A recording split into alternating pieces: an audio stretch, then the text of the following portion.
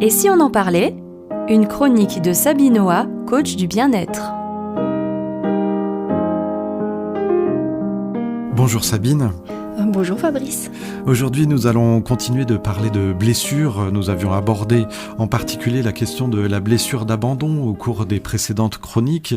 Mais aujourd'hui, on va ouvrir peut-être le champ un petit peu plus largement sur d'autres blessures qui peuvent nous toucher au cours de notre existence, qui sont en général présentes assez rapidement. Dès l'enfance, on peut le dire, je crois. Oui, tout à fait. On peut avoir des blessures qui sont pas forcément graves.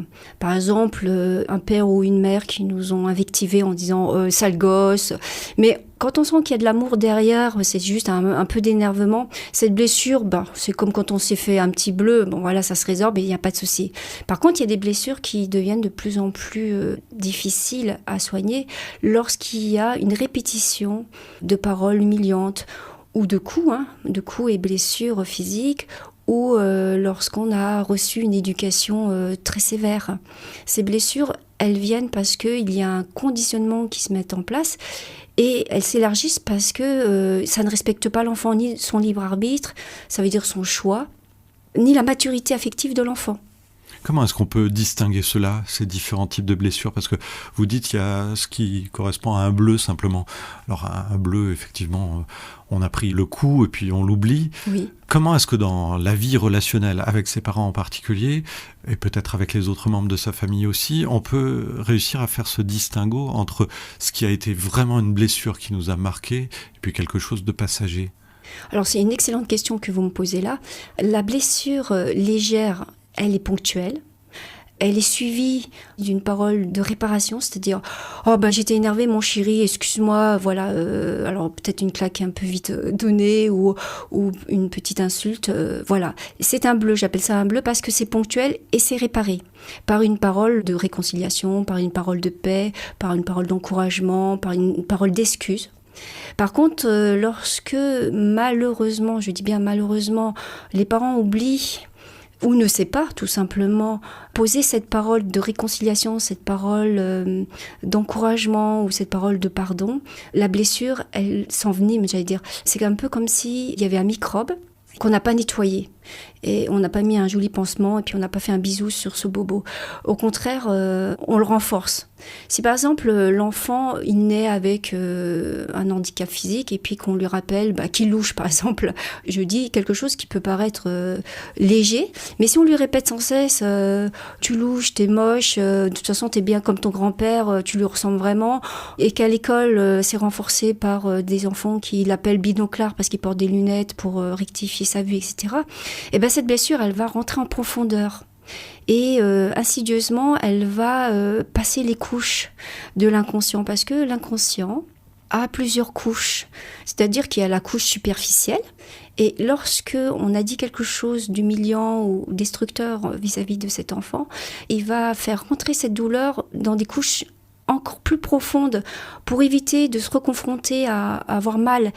Et il va essayer, par des mécanismes de défense et de survie, à mettre des résistances et des protections avec les moyens qu'il a. Et donc, cette blessure s'envenime, elle s'ancre encore plus profondément dans son inconscient, quitte à ce que l'enfant oublie la blessure qu'il a subie. Ça signifie qu'au bout du compte, cette blessure, elle va conditionner toute notre vie, finalement. On va vivre en fonction de la blessure. Exactement. Par exemple, si un jour je me fais une fracture, parce que je tombe au ski, et puis je me dis, de toute façon, c'est pas grave, ça se mettra bien en place comme ça. Et que je ne fais pas une rectification donc, de cette fracture par une chirurgie spécifique à cette fracture. Cette fracture, bien sûr, elle va se réparer à sa manière à elle, mais l'os sera toujours fragilisé et la personne boitera toujours. Alors que si il avait considéré que la fracture était grave et qu'il fasse appel à un chirurgien, il lui aurait remis les os en place, il y aurait eu une plaque, et puis après la personne peut refaire du sport normalement.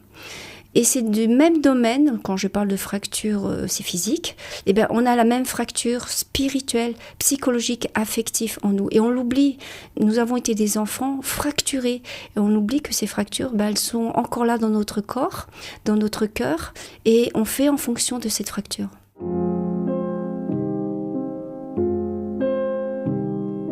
C'est pas évident de réussir à prendre soin de soi. Il y a des domaines où on y parvient assez aisément, et puis il y en a d'autres, peut-être les plus importants, où justement on n'ose pas trop aller voir le médecin.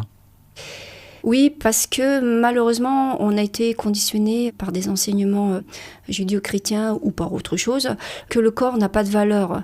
Mais au contraire, c'est pas du tout ce qui est dit dans toutes les religions du monde. Le corps est un temple sacré.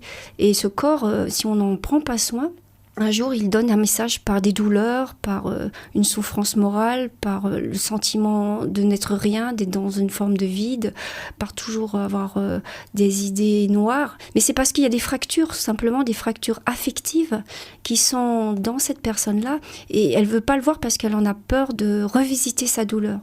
Sabine, comment faire alors en quelques mots à la fin de cette chronique? On continuera évidemment dans les prochaines. Comment faire pour prendre soin réellement de soi? Je trouve que cette chronique, elle est trop courte, mais je vais essayer de synthétiser. Alors, comment faire? Ça, c'est vraiment une grande question. Je pense qu'on va devoir y revenir dessus. Déjà, en premier lieu, c'est prendre conscience qu'on a mal. C'est pas dire... je verrai ça plus tard. Ouais, j'ai un peu mal, mais je verrai ça plus tard. C'est vraiment prendre conscience que le corps est en train de donner un message à l'esprit, au cœur, et de dire, écoute, il y a quelque chose à faire, j'ai mal.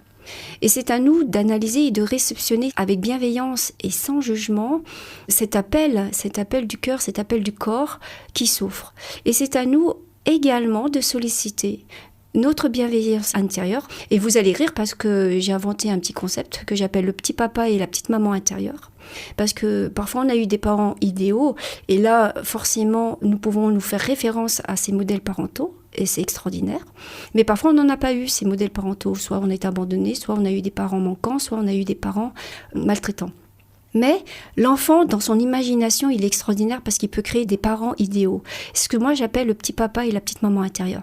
Et il va faire appel à cette imagination du petit papa et de la petite maman intérieure qui va prendre soin de lui.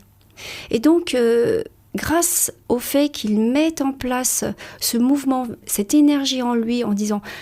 je vais faire appel à cette énergie autre de mon inconscient pour prendre soin de mon enfant intérieur qui a des fractures et qui a besoin de guérison, qui a besoin de soins, qui a besoin peut-être de chirurgie, et bien déjà là, il fait un premier pas vers la guérison.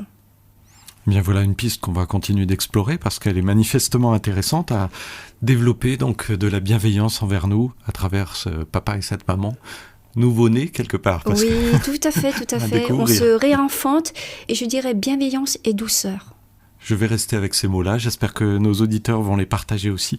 Merci Sabine et on se retrouve évidemment très bientôt. Merci, au revoir. C'était Et si on en parlait, une chronique de Sabine Oa, coach du bien-être.